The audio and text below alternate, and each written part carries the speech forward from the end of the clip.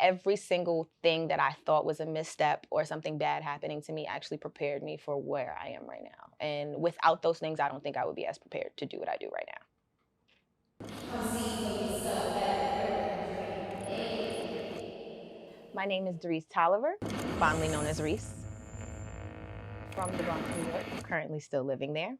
And I am a licensed cosmetologist, owner of A Curl Can Dream, a natural hair salon. I was raised by my mom. My dad kind of not in the picture early on. We have a better relationship now, thank God. But I have an older sister that's 6 years my senior. A lot of women in my life, young. A lot of strong Black women. I had that figure from young. They did everything. I remember my mom working 2 jobs at a point, I think at a restaurant or something like that. So the hustle kind of early on, I've always seen. One thing I would say that my mom taught me early on was the ability to form and stand behind my opinion. I found, especially in adulthood, that that's really important, and also that many people aren't as fortunate to have that. Somebody in your life, an adult, giving you space to speak your mind, wrong or right. It may not have changed anything, but she gave me the space to speak. And so I found my voice pretty early in life. With having an older sibling, I always had someone to look up to. She made a lot of the mistakes that I never had to repeat.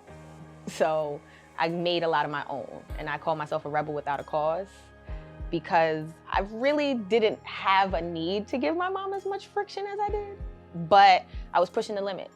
And it really was because there's something that stuck in my head from childhood. My mom used to say, you never know you don't like something or that you like something until you try it.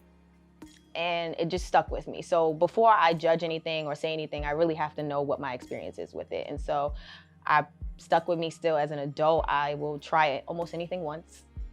And I pretty much stand behind anything I say. And if I'm gonna say it, it needs to be, I need to have 100% integrity behind it. And so that's who I am today. That's something I stick with.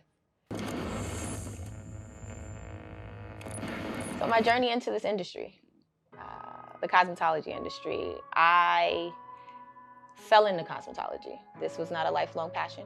This wasn't something I dreamt of as a kid. I actually wanted to be an English teacher. Falling into cosmetology school came on the day of Trayvon Martin's case. And a friend of mine who's no longer with us, we were having a very interesting and in-depth conversation about just where we were, young Black people just trying to make something of ourselves. And he was a young Black man who was attending Benedict College at the time. And he was probably one of the most ambitious on the block, I would say, He was like, why didn't you ever get into hair? You change your hair like no one else. You can rock a shortcut, you'll have long hair next week, you'll change the color, you'll get braids, you do all these things, and you do them yourself.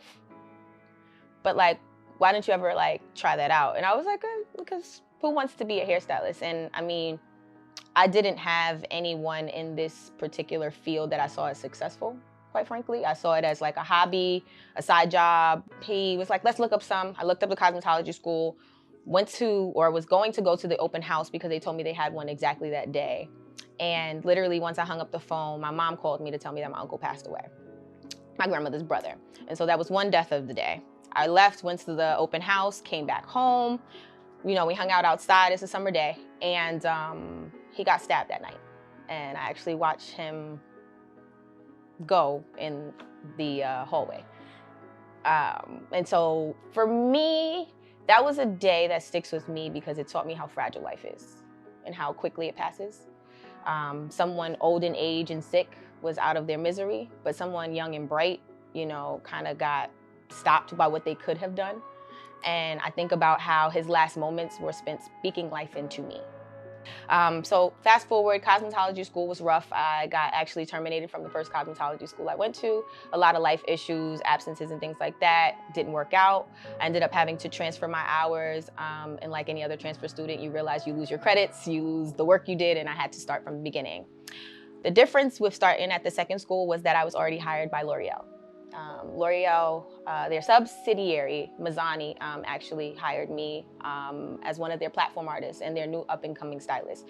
So the way that I was able to work with the company and in the world of hair, pretty much as long as you're a student and you're working with someone who has a license, you can kind of still work.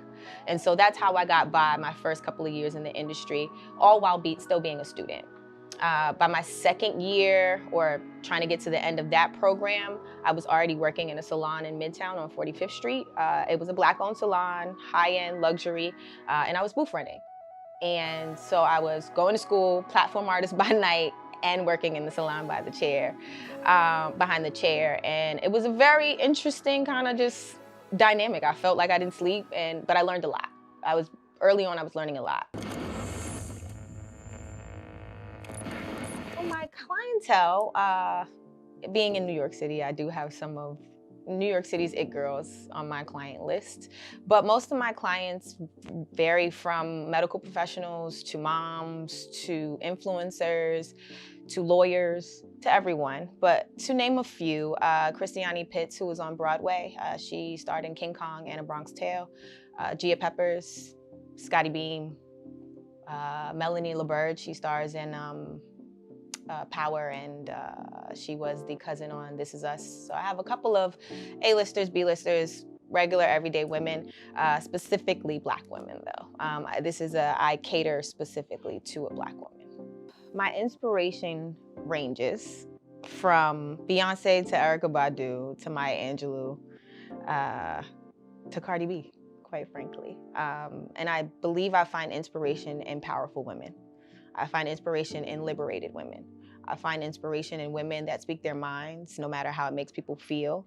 I find inspiration in women who don't shrink themselves. And so my inspiration comes from Black women. The opinions of white males on what it means to be beautiful, on what it means to be pulled together, on what it means to be professional is so skewed.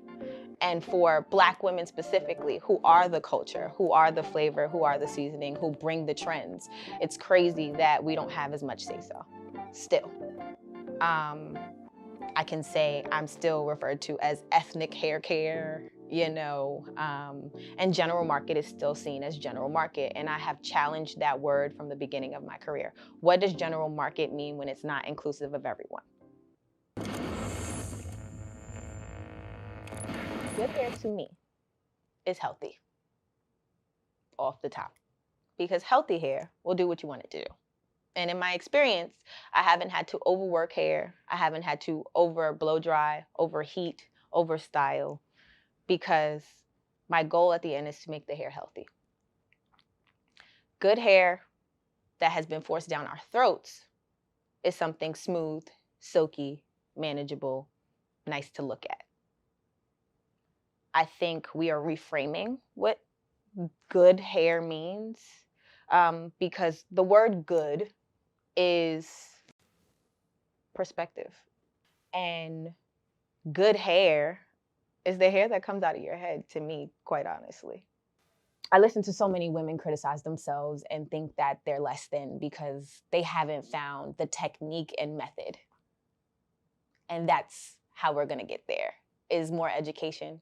We're gonna get there by openly sharing our experiences. We're gonna get there by talking through our traumas that actually are collective rather than interpersonal,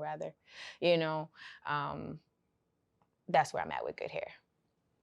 My advice for anyone trying to get into this industry, it would be to be a sponge.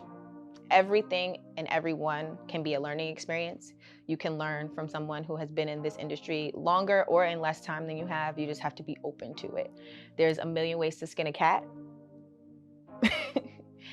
And lastly, it would be that you really can control your own destiny in this industry.